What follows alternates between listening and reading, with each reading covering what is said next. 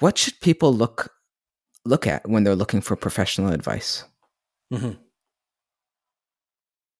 What are some characteristics that they need to keep in mind when they're looking for professional advice in your mind? Number one,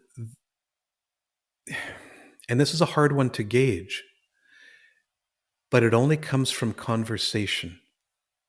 And that is the feeling and confidence that the advisor gets you. Okay. And that can only come from what we call a focus finder conversation.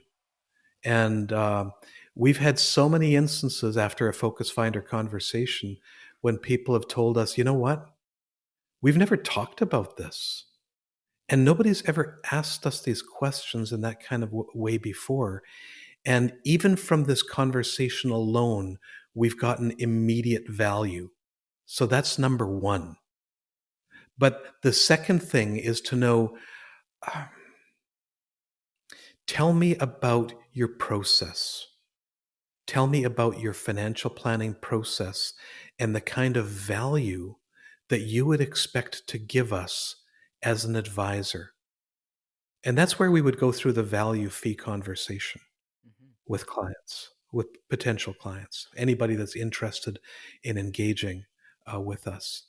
And another thing that would be really, really important is to understand that as an advisor, you've done the work.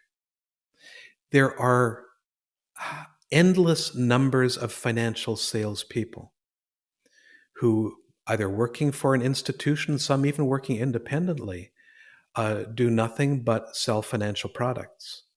But have you done the work in doing the studies to do your CFP, your Certified Financial Planner designation, to become licensed for the appropriate securities in which you give advice on? And I'll give you like one example. And I hate to pick on this area, but there are people who are purely only insurance licensed, and they're actually giving advice on securities, which is no, no, you can't do that.